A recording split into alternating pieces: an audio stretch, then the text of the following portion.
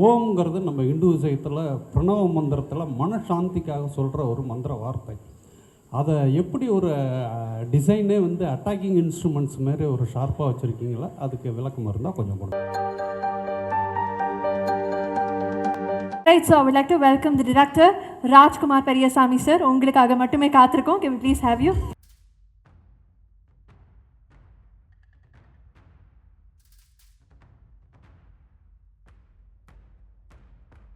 I think ஒரே பர்சனாக மேடையில் உட்காந்து ஒரு மிக்சட் எமோஷன் ஃபீலிங் இருக்கும்னு நினைக்கிறேன். And this moment is for the press and media. So over to the press and media for the Q&A. இல்லை அப்படி இல்லை, என்னோடய ப்ரீவியஸ் படமான அமரனுடைய ஃபஸ்ட்டு ப்ரெஸ் மீட் கூட நான் மட்டும்தான் அட்டென்ட் பண்ணேன். அதனால் ஒரு sentimental connect. It's okay, that is okay. Sir வணக்கம் சார். இங்கே யா Prem sir, Times Now sir. Sir உங்கள் படங்கள்லாம் ரங்கூன், அமரன் அதெல்லாம் வந்து கதைக்கு சிமிலராக ஒரு இதுவாக வந்து கனெக்ட் ஆகும். இந்த படத்துக்கு ஏன் ஓம் அப்படின்னு டைட்டில் வச்சு? எவ்ரிதிங் பிகின்ஸ் வித் ஓம் அப்படின்னு நான் நினைக்கிறேன். அண்ட் இதுக்கு வந்து கதைக்கும் இந்த சொல்லுக்கும் ரொம்ப தொடர்புகள் வேறு வேறு லெவல்ஸில் இருக்குது, வேறு வேறு லேயர்ஸில் இருக்குது. அடுத்தது இதை பற்றி தொடர்ந்து அடுத்தடுத்த டீசர்ஸ் கொடுக்கும்போது it's too early to explain the title நினைக்கிறேன் நான். அடுத்தடுத்த டீசர்ஸ் அண்ட் அடுத்தடுத்த மெட்டீரியல்ஸ் வரும்போது you will have the answer sir. Sir, இங்கே ஏற்கனவே கன்னடத்தில் உபேந்திரா நடித்து ஓமுன்னு ஒரு படம் வந்து மிகப்பெரிய ஹிட்டு. இன்றைக்கும் அது ரசிகர்கள் மத்தியில் இருக்குது. அதே டைட்டிலை யூஸ் பண்ணுறதுக்கு எனி ரீசன் சார்? இல்லை சார், இது வந்து இந்த படத்துக்கும் இந்த கதைக்குமான சூழலுக்கு ரொம்ப பொருத்தமான ஒரு வார்த்தையாக இருந்தது. இப்போ நிறைய டைட்டில்ஸ் ரிப்பீட் ஆகுது. இப்போது நம்ம ஏற்கனவே பண்ண படம் கூட அது முன்னாடி 90s ஏர்லியராக வந்த கார்த்திக் சாருடைய படம் தான். நம்ம பண்ணது மட்டும் இல்லை, மற்ற ஃபில்ம் மேக்கர்ஸ் பண்ணுற படமும் love today are many films, even Dhanush சாரோட நிறைய படங்கள் கூட பழைய படங்களுடைய டைட்டில்ஸை ரிப்பீட் பண்ணியிருக்கு. பட் இது வந்து ஏதோ ஒரு சென்சேஷனுக்காக வைக்கப்பட்ட ஒரு டைட்டில் இல்லை. இந்த கதைக்கும் நான் ஒவ்வொரு முறையும் கதையோட தலைப்பை எழுதிட்டு அப்புறம் தான் ஸ்க்ரீன் ப்ளே எழுதுவேன். அந்த மாதிரி இதுவும் ஒரு முக்கியமான தலைப்பாக ஃபைனல் டிராஃப்டில் நம்ம ஆரம்பிக்க முன்னாடியே எழுதி அதுக்கப்புறம் தொடங்கின ஒரு திரைக்கதை தான் இது. ஸோ இதுக்கும் கதைக்கும் ஆழமான ஒரு சம்மந்தம் இருக்கிறதுனால தான் இருக்குது சார். சார் ராஜ்குமார் சார், நான் வேற லெவல் சினிமா கார்த்திக் சார். இந்த சேப்பு பேக்ரவுண்டு, சிகப்பு பேக்ரவுண்ட் கம்யூனிசத்தை குறிக்குதா சம்மரத்தை குறிக்குதா? இல்லை சார், அதுலேயே வந்து எழுத்தா என்னன்னு விவரிச்சிருக்கு. அதில் வந்து சாப்டர் 1 உதிரம் த பிளட் வுட் அப்படின்னு இந்த ஓம்ங்கிற படத்துக்குள்ளே இந்த பார்ட் 1, அதாவது சாப்டர் 1 அப்படிங்கிறது உதிரம் த பிளட் வுட் அப்படின்னு இருக்குது. அதுலேயே அது it is this nothing to hide. அதில் பிக்சர்ஸில் இருக்குது, விஷுவல்ஸில் இருக்குது, கேப்ஷனில் இருக்குது. இது எது சம்மந்தப்பட்டது கான்ஃப்ளிக்ட் அப்படிங்கிறது அதை கொஞ்சம் பார்த்தாலே புரிஞ்சிரும்னு நினைக்கிறேன். கண்டிப்பாக சார். அதே மாதிரி நீங்கள் அமரனில் வந்து இந்திய இராணுவத்தை, இந்தியர்களை பெருமைப்படுத்துனீங்க. இதில் வந்து சம்மர கடத்தல்னாலே தமிழர்கள் தான் கடத்துறதா ஆந்திராவில் அடித்து கொள்ளுவாங்க அப்படின்லாம் நம்ம கேள்விப்பட்டிருக்கிறோம். இதில் தமிழர்களை பெருமைப்படுத்துகிற மாதிரி சீன்ஸோ? இல்லை, இது வந்து சார் எந்த சாராரையும் பெருமைப்படுத்துவதற்கோ இழிவுபடுத்துவதற்கோ எடுக்கப்படுற ஒரு படம் இல்லை. இது இருக்கிற சூழ்நிலையை ஒரு கமர்ஷியல் சினிமாவாக, அதே நேரம் சிந்திக்க வைக்கிற ஒரு சினிமாவாக ப்ரெசென்ட் பண்ணுற ஒரு படமாக இருக்கும் இது. அதே மாதிரி கார்த்திகேயன் மம்முட்டி சார் பேர் சொன்னீங்க. இவர் பேர் அண்ணாமலையா? அண்ணாமலைக்கு யாராவது வராங்கிறாங்க இவர் தனுஷ் என்ட்ரி ஆகிறப்போ. இல்லை, இதில் இன்னும் பேர் சொல்லலை சார். அவங்க சொல்கிறது அண்ணாமலையாருக்கு அரோகரான்னு சொல்கிறாங்க சார். டாக்டர் சார், இப்போ இந்த ஓம்ங்கிற வார்த்தைக்கு சமஸ்கிருதத்தில் சோம்னு ஒரு வார்த்தை இருக்குது. அதாவது சோமபானம் சுறாபானம்னு சொல்லுவாங்க. அந்த சோமுங்கிற வார்த்தை மருவி தான் ஓமா வந்திருக்கு. சோம்னு சொன்னால் கஞ்சான ஒரு பொருள் இருக்குது. எப்படி அதுலேருந்து மருவி வந்திருக்கு? அது இந்த உண்மையை தெரிஞ்சிருக்குங்களா? இல்லை, அப்படி இல்லை சார். ஐ திங்க் சான்ஸ்கிரிட்டில் ஓம்காரா அப்படிங்கிறது ஓம்கான விளக்கமாக இருக்குது சான்ஸ்கிரிட்டில். நம்ம சொல்கிற ஓம் அதுதான். அண்ட் அதை தாண்டி இந்த ஓம்க்கு வந்து படத்துக்குள்ளே ட்ராவல் பண்ணும்பொழுது படம் வெளியாகிறதுக்குள்ளே அதுக்கான எக்ஸாக்ட் விளக்கம் என்ன, இந்த படத்துக்கும் ஓம் அப்படிங்கிற சொல்லுக்கான சம்மந்தம் என்னங்கிறது ரொம்ப ஈஸியாக எல்லாருக்கும் புலப்படுற ஒரு விஷயமா இருக்கும் அடுத்தடுத்து பண்ணுற ப்ரொமோஷன்ஸில். ஸோ இதில் அந்தளவுக்கு இது எனக்கு புது இன்ஃபர்மேஷனாக இருக்குது நீங்கள் சொல்கிறது. ராஜ்குமார் சார், இங்கே மீனாட்சி சுந்தரம்.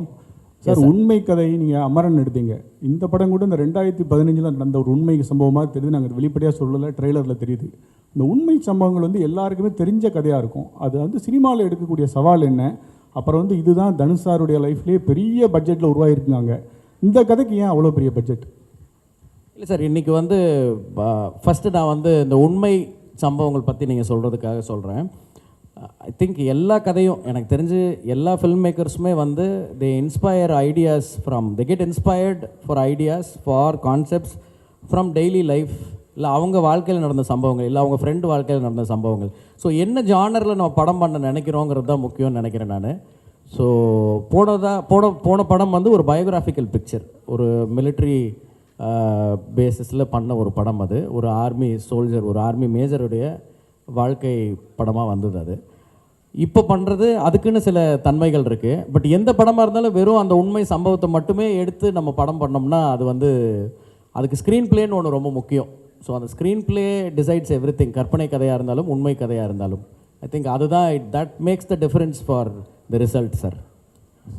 நீங்கள் கேட்ட ரெண்டாவது கேள்வி, அதிக பட்ஜெட் அப்படிங்கிறது வந்து ஐ ட்ரூலி பிலீவ் இன்றைக்கி வந்து மார்க்கெட் சைஸ் வந்து எக்ஸ்பேண்ட் ஆகிருக்கு.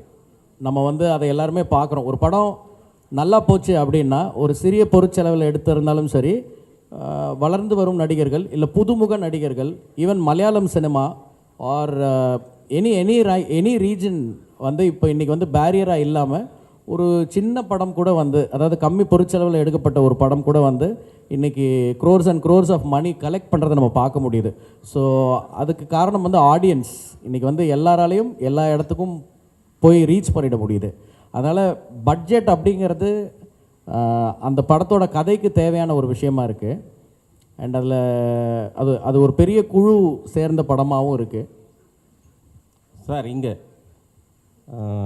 கதாநாயகிகள் வந்து ஸ்ரீலீலாவும் சாய்பல்லியும் நிஜத்திலையும் டாக்டர்கள். இப்போ இந்த ஷூட்டிங் இங்கே வந்து அடர்ந்த காட்டு பகுதிகளில் நடக்கும்போது ஏதாவது விபத்துகள் ஏற்பட்டு அவங்க வந்து உண்மையான டாக்டராக வந்துட்டு ஏதாவது ஒர்க் பண்ணாங்களா? வந்து இல்லை சார், அவங்களுக்கு வந்து அவங்களுடைய ஆக்டர்ஸாக அவங்க ரோல்ஸுக்கு ப்ரிப்பேர் ஆகிறதுக்கே இந்த படத்தில் வேலை சரியாக இருக்குது ரெண்டு பேருக்கும். இன்னொன்று ப்ரொடக்ஷன் ஹவுசஸ், அதாவது ப்ரொடியூசர்ஸ் வந்து முன்னேற்பாடுகளோடு ரெடியாக இருக்காங்க. அதனால் எந்த வித விபத்துகளும் நாங்கள் இது வரைக்கும் சந்திக்கலை. அண்ட் அப்படி ஏதாவது சின்னதாக பிரச்சனை, சில இடர்பாடுகள் வரும், சில தடங்கல்கள் ஏதாவது இருந்தால் கூட அது வந்து அவங்க ரொம்ப துரிதமாக செயல்பட்டு உடனே அதை சரி பண்ணி கொடுத்துட்றாங்க. ஸோ அந்த மாதிரி சுச்சுவேஷன் எதுவும் வரல சார். அமரன் படத்துலையும் சாய் பல்லவி இருந்தாங்க, ஓம்லேயும் இருக்காங்க. பர்டிகுலராக என்ன ஸ்பெஷல் ரீசன் அவங்க இந்த படத்தில் கமிட் பண்ணியிருக்கீங்க? செகண்டு, சாய் அபயங்கர் மியூசிக்கில் தனுஷ் அதை பாட்டு எழுதி பாடுறாங்களா? ஏதாவது ஐடியாஸ் இருக்கா?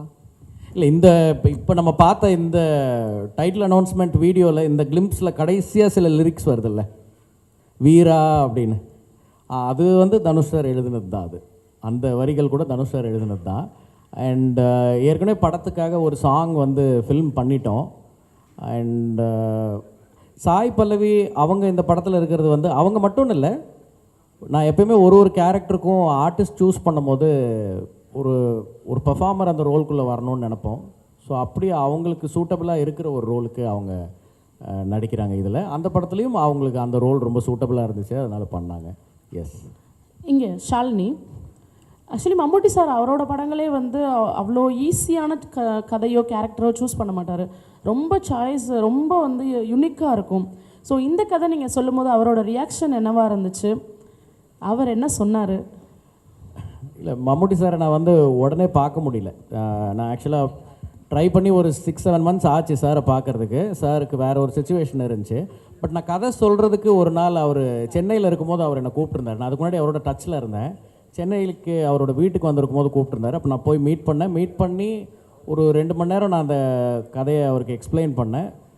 அது பேசி முடிக்கும் போது அவருக்கு சில டவுட்ஸ் இருந்தது. அந்த டவுட்ஸை கேட்டுட்டு அன்றைக்கி அந்த மீட்டிங்லேயே நான் இந்த கேரக்டர் பண்ணுறேன் அப்படின்னு சொன்னார். ராஜ்குமார் சார், மம்புட்டி சார் நிறைய தேசிய விருது 4-5 வாங்கியிருக்காரு. தனுஷ் சார் 2 தேசிய விருது. 2 தேசிய விருது வாங்குகளை வச்சு படம் பண்ணது வந்து எப்படி இருந்தது உங்களுக்கு டைரக்டராக? ரொம்ப சுலபமாக இருந்தது. என்ன சார், அவங்க 2 பேருமே வந்து they come with their own legacies and அவங்களுக்கான ஒரு கிளாரிட்டியோடு வராங்க. ஸோ கம்யூனிகேஷன் ஃபஸ்ட்டு ரொம்ப ஈஸி ஆகிடுது. அப்புறம் அவங்களுடைய கொலாபரேஷன் வந்து ரொம்ப படத்துக்கு ஹெல்ப்பாக இருக்குது. அது ஒரு டைரக்டர்ஸ் டிலைட் இந்த 2 ஆக்டர்ஸுமே. சார் ராஜ்குமார் சார், இங்கே விஜய் ஆனந்த்.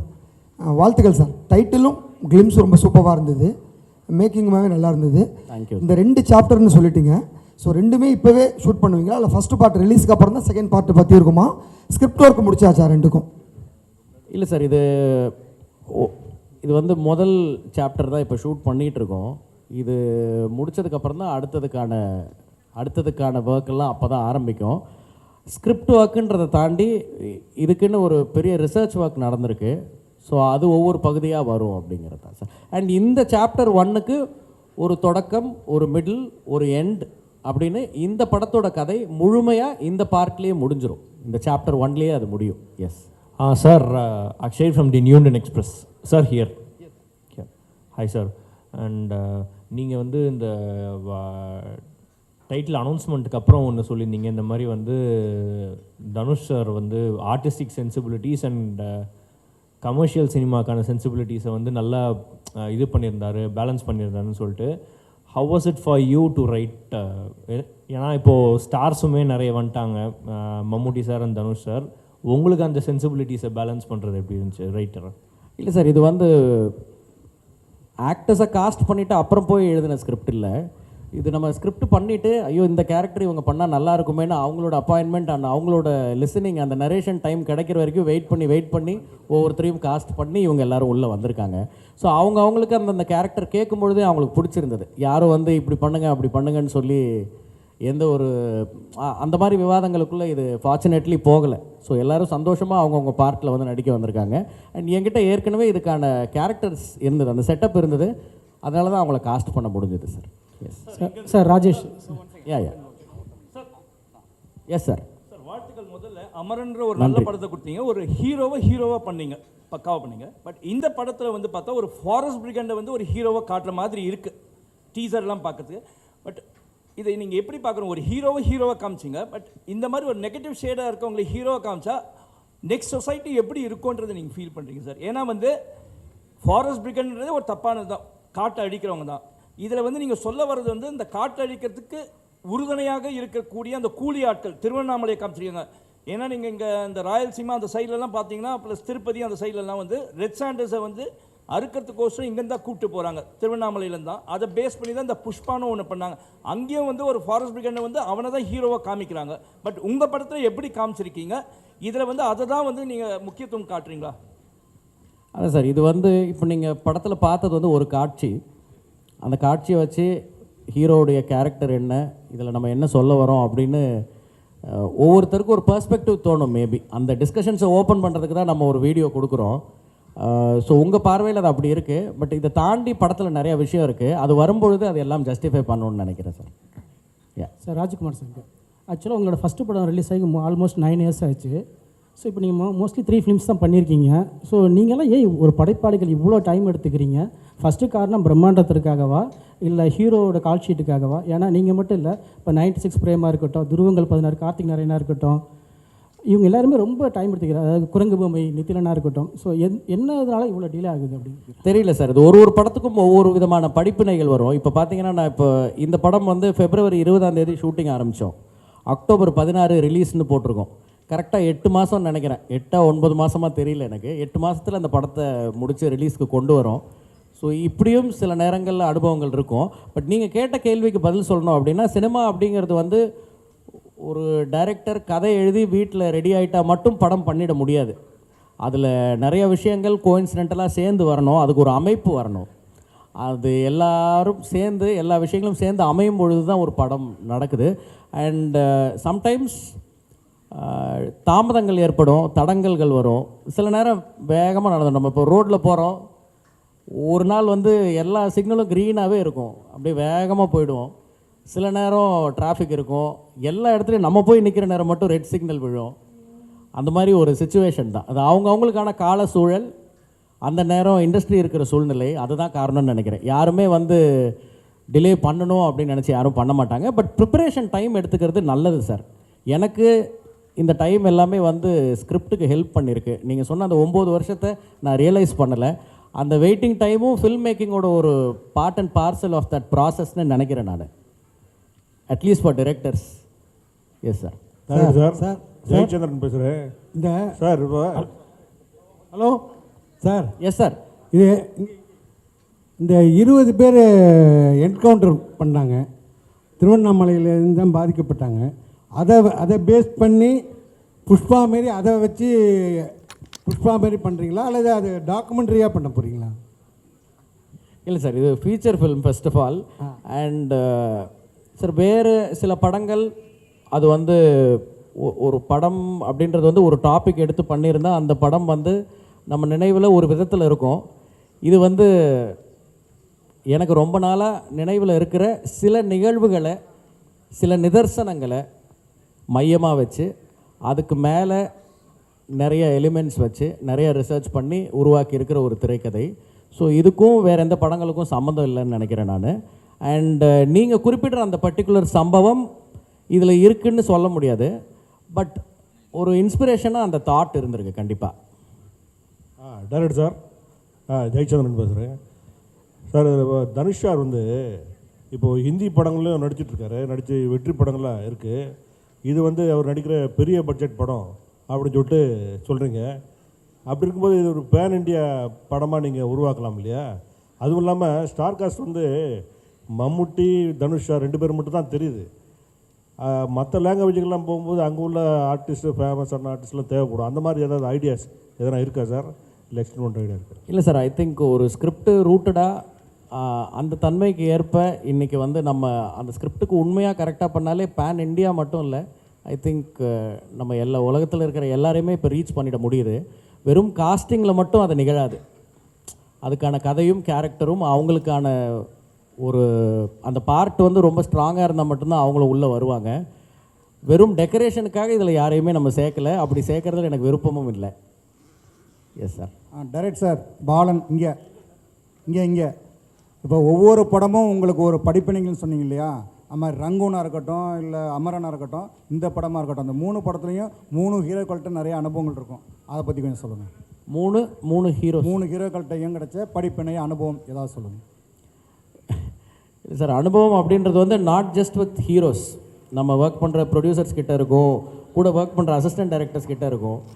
அண்ட் அதில் வந்து ஒவ்வொரு ஜேர்னி ஒரு மாதிரி இருக்கும். It's a collaborative process. முதல் படத்தில் எனக்கு கௌதம் கார்த்திக் நடித்தார். அவர் இப்போ வரைக்கும் எனக்கு இப்போ நம்ம இங்கே உட்காந்து இந்த டீசர் நீங்கள் இங்கே பார்த்துட்டு இருக்கும்போது ஆல்ரெடி ஆன்லைனில் ரிலீஸ் ஆகிடுச்சு. ஸோ 3வது ஆளாக எனக்கு விஷ் பண்ணது, ஆர் அட்லீஸ்ட் அவர் ஃபஸ்ட்டு கூட விஷ் பண்ணியிருக்கலாம், நான் 3வதாக அவரோட மெசேஜ் தான் பார்த்தேன். ரொம்ப சந்தோஷமாக டைட்டில் பற்றி, அந்த டீசரில் காட்டின அந்த விஷயங்கள் பற்றி எல்லாம் ரொம்ப எக்ஸைட்டடாக பேசிகிட்டு இருந்தார். எனக்கு சத்தத்தில் ரொம்ப கேட்கல. ஸோ அந்த நட்பு தொடருது இன்னும். அண்ட் அதே மாதிரி போன படம் நான் ஒர்க் பண்ண சிவகார்த்திகேயன், ஸோ அவரும் வந்து அந்த படத்தில் ஒரு கரெக்டான ஒரு நேர்த்தியான ஒரு அனுபவம் இருந்தது. இப்போது தனுஷரோட ஒர்க் பண்ணுறது வந்து எனக்கு ரொம்ப க்ளோஸ் டு தி ஹார்ட்டாக இருக்குது, ரொம்ப ப்ளசண்ட்டாக இருக்குது. தினம் ஏதாவது ஒரு ஆச்சரியம் நிகழுது. ஐ திங்க் இந்த என்டையர் ஜேர்னி முடிக்கும் போது நான் அவரை பற்றி பேசுகிறதுக்கு நிறைய இருக்கும்னு நினைக்கிறேன். ஸ்ரீலீலா பற்றி சொல்லுங்கள் சார். ஸ்ரீலீலாவோட இப்போ தான் ஷூட் ஸ்டார்ட் பண்ணியிருக்கோம். Very few days we have started work with her. இப்போ தான் கொஞ்ச நாள் தான் ஆயிருக்கு. ரொம்ப ஒரு ப்ராமிசிங் டேலண்ட் அவங்க. இன்னும் அவங்களுடைய ஒரு பர்ஃபார்மிங் சைடை நம்ம நிறைய படங்களில் பார்க்கலான்னு நினைக்கிறேன். Excellent dancer, but a very good actress also. I mean a very good performer also. Hello. Sir, sorry to interrupt. Hello. One question. Ada sir. I am Krishna Kumar from DD. Sir, here. Yes, I sir. have 2 questions. Yes, sir. In what way this இந்த title வந்து இந்த கதைக்கு வந்து உங்களுக்கு நெசசிட்டியாக இருக்குது, number 1. Number 2, நம்ம ஓம்ங்கிறது நம்ம இந்து விஷயத்தில் பிரணவ மந்திரத்தில் மனசாந்திக்காக சொல்கிற ஒரு மந்திர வார்த்தை. அதை எப்படி ஒரு டிசைனே வந்து அட்டாக்கிங் இன்ஸ்ட்ருமெண்ட்ஸ் மாரி ஒரு ஷார்ப்பாக வச்சுருக்கீங்களா? அதுக்கு விளக்கம் இருந்தால் கொஞ்சம் கொடுங்க. இல்லை சார், நம்ம தினம் சாமி கும்பிடுறோம். பல்வேறு மாதிரியான கடவுள்கள் நம்மளோட வழிபாட்டு முறையிலே இருக்குது. ஸோ ஒவ்வொருத்தருக்கும் ஒவ்வொரு வாகனங்கள் இருக்குது, கையில் ஆயுதங்கள் இருக்குது, சாந்தமாகவும் இருக்குது. எல்லாமே எல்லாத்துலேயும் இருக்குதுன்னு நினைக்கிறேன். ஸோ அது ஒரு முக்கியமான ஒரு விஷயமாக ஒரு பேசு பொருளாக இருக்காதுன்னு நினைக்கிறேன் நான். நீங்கள் கேட்ட கேள்விக்கு ரிலேட் பண்ணி சொல்லும் பொழுது, அண்ட் இந்த வார்த்தை கதைக்கு எவ்வளோ பொருத்தமாக இருக்குது அப்படிங்கிறது நான் ஏற்கனவே நிறைய பேர் இதையே கேள்வியை மாற்றி மாற்றி கேட்டாங்க. அவங்க எல்லாருக்கும் சொன்னது தான் திருப்பி சொல்கிறேன். அடுத்தடுத்த பார்வைகள் வரும்பொழுது அது தெளிவாக புரிஞ்சிரும்னு நினைக்கிறேன் சார். நன்றி.